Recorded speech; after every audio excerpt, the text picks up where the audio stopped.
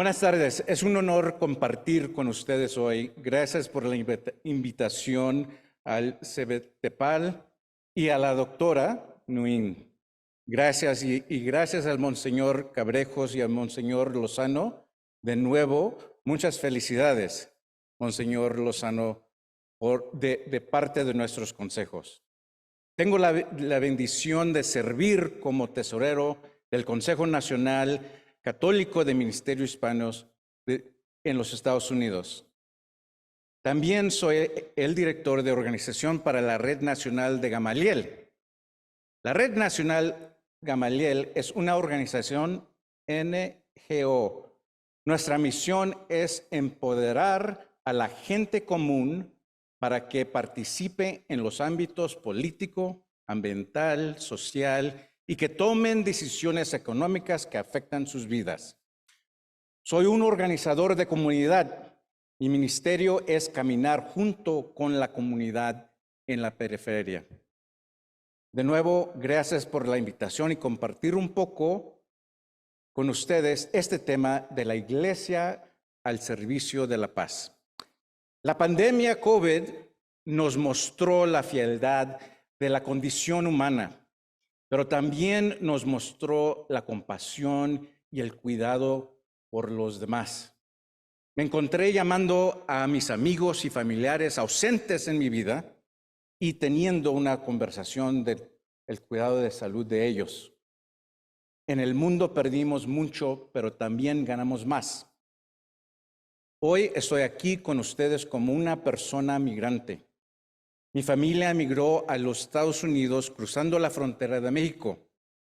Humildemente les compartiré un poco sobre la justicia restaurativa. Primero hay que hacer la pregunta, ¿qué es la justicia restaurativa?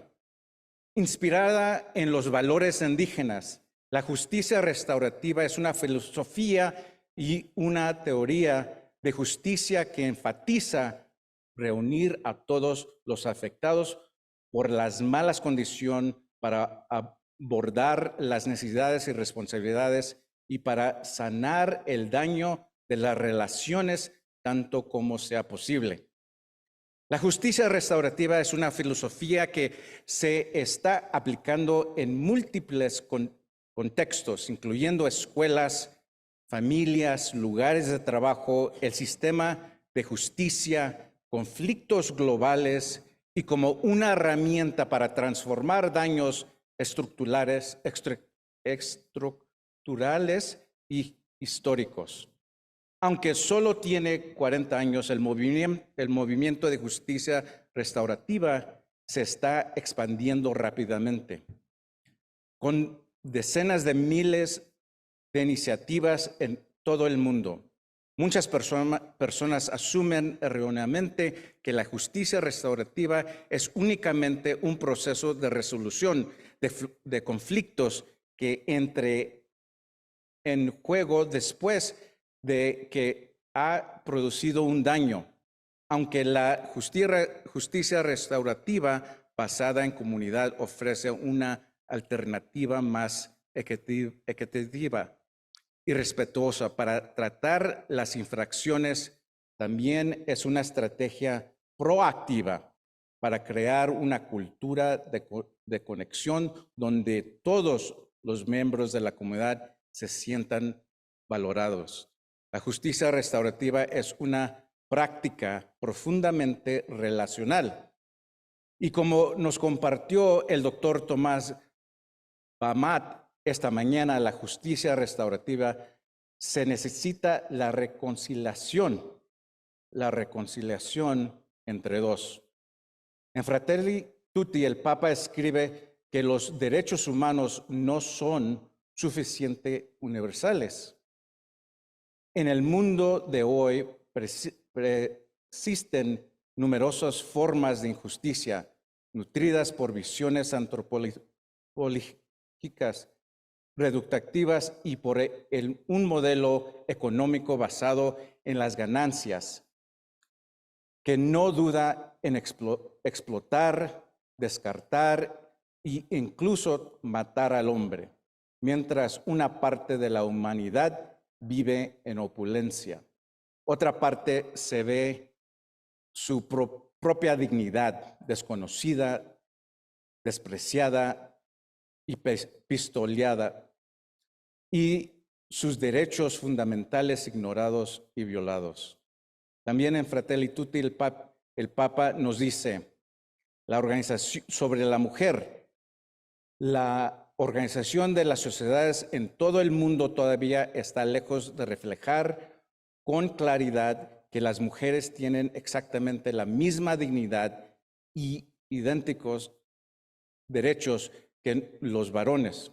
Se afirma algo con las palabras, pero las decisiones y la realidad gritan otro mensaje. Es un hecho que doblemente pobres son las mujeres que sufren situaciones de exclusión, maltrato y violencia, porque frecuentemente se encuentran con menores posibilidades de defender sus derechos. El color, como mi colega habló, de nuestra piel también tiene que ver con la justicia restaurativa.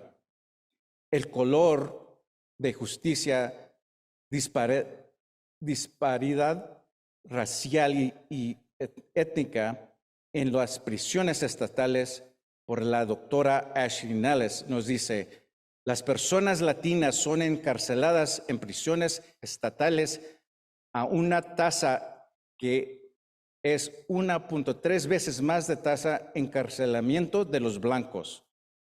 Las disparidades étnicas con más altas es en el estado de Massachusetts, que reporta una diferencia étnica de 4-1. En abril de 2020, en las primeras semanas del brote de la corona en Estados Unidos, las personas de México y los países del Triángulo del Norte de El Salvador, Guatemala y Honduras representaron la gran mayoría de los que se encontraron en la frontera. Pero ese ya no es el caso. En noviembre de 2022, la mayoría de los migrantes encontrados en la frontera era 63%. Eran de países distintos a México en la región del Triángulo del Norte. Algunos de los mayores aumentos en los encuentros han involucrado a personas de Colombia, Cuba, Nicaragua, Perú y Venezuela. Por ejemplo, solo hubo 4 encuentros con ciudadanos colombianos en la frontera entre los Estados Unidos y México en abril del 2020. Para el noviembre del 2022, la cifra había aumentado a 15,439. Hubo aumentos aún más pronunciados en los encuentros con migrantes de Cuba, de 161 encuentros en abril del 2020 a 34,639 en noviembre del 2022. Y de Nicaragua, 86, y recibió Estados Unidos 34,162. El número de encuentros con personas de Perú aumentó de 18 en abril del 2020 a más de 8,495 en noviembre del 2022. Y aunque el número de encuentros con venezolanos ha disminuido en los últimos meses, se mantiene muy por encima de los niveles registrados en los primeros meses de la pandemia. ¿Cuándo ocurre un crimen? En el sistema legal de los Estados Unidos se pregunta, ¿qué ley se rompió? ¿Quién es culpable? ¿Cómo deben ser castigados? Pero el contrario de la justicia restaurativa hace un conjunto diferente de preguntas que tienen como objetivo ayudar a los afectados por un delito a determinar cómo reparar el daño causado y vivir en una relación correcta en el futuro. Restaurativo Justicia pregunta, ¿cuál fue el daño? ¿Quién ha sido perjudicado? ¿Cuáles son las necesidades? ¿De quién son estas obligaciones? ¿Quién se debe hacer para corregir las cosas? A veces estas preguntas se responden a través de un diálogo facilitado entre las personas perjudicadas y las personas responsables, sus familias y miembros de la comunidad. Un proceso restaurativo significativo tiene en cuenta las necesidades básicas del florecimiento humano y crea oportunidades para la curación del trauma. En casos del trauma y el crimen, la dignidad ha sido violada. La justicia restaurativa ofrece formas de responder al daño y al crimen que pueden reparar las relaciones y satisfacer las necesidades de todos los afectados.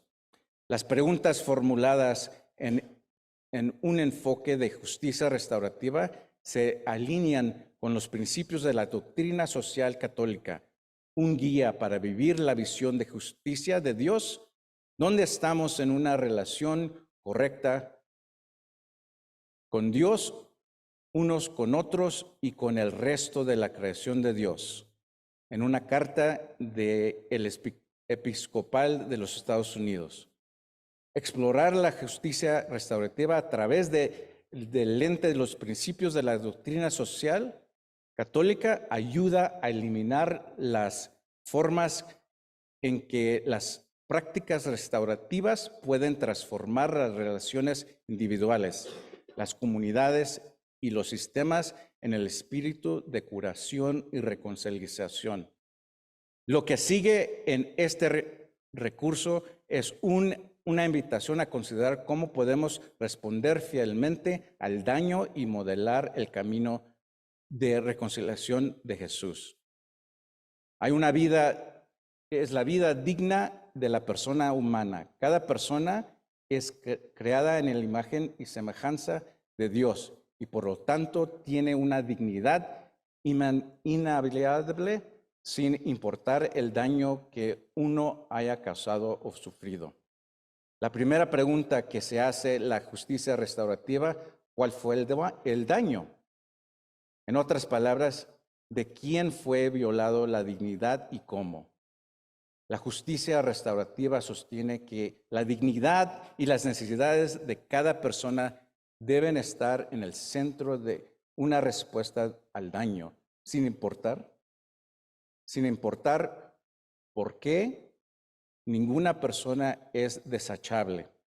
Si hubo sistemas o condiciones opresivas que contribuyeron al daño, el bien común exige abordar también esas injusticias.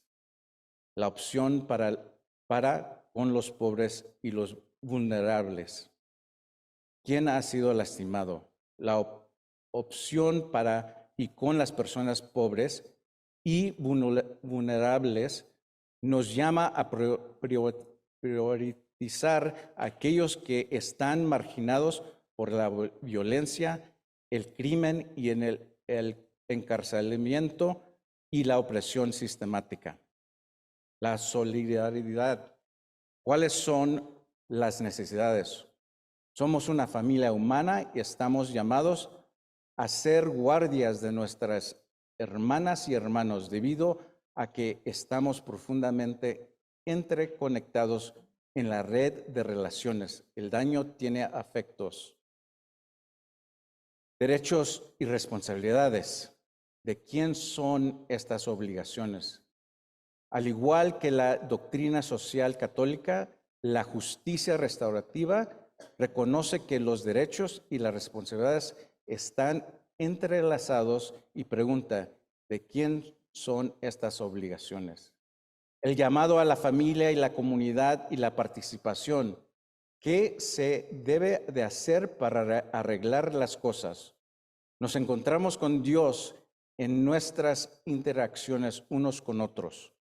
Cada persona tiene el derecho y el deber de participar en la sociedad y tener la responsabilidad de trabajar con los demás por el bien común y el bienestar de todos, especialmente de los pobres y vulnerables. La mujer. La diferencia de género nunca justifica la opresión o la discriminación. En la práctica, sin embargo, las mujeres experimentan muchas formas de marginación de la Iglesia. Debe combatir inmediatamente la promoción de la igualdad de oportunidades en educación, la salud, el trabajo y otras estructuras sociales. Además, la promoción de la mujer exige reconocer el valor de sus tareas maternas y familiares y asegura protección, asistencia social para que pueda llevar a cabo su misión.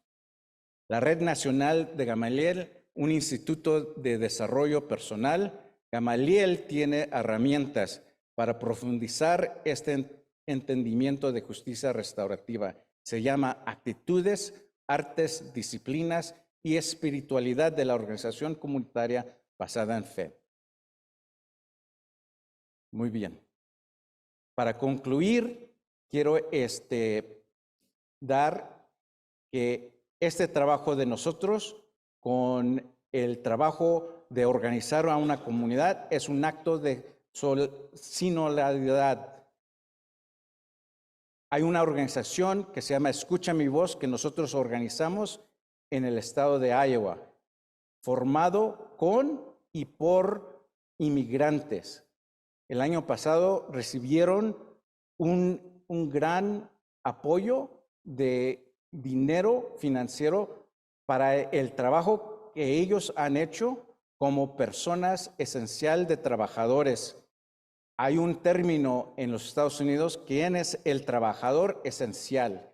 Y el inmigrante es el portavoz de ese trabajador. Concluyo con un desafío, que cuando escuchamos la desigualdad, racismo y discriminación, oremos por justicia, por las víctimas, pero mucho más, el desafío que debemos tomar es acción. Y como presentó la doctora Emil Secuda, el amor es un acto de justicia. Luchemos por acción comunitaria y ser el pueblo de Dios. Gracias por su tiempo y su escucha. Que Dios los bendiga. Gracias, Juan. Entonces nos quedamos con esta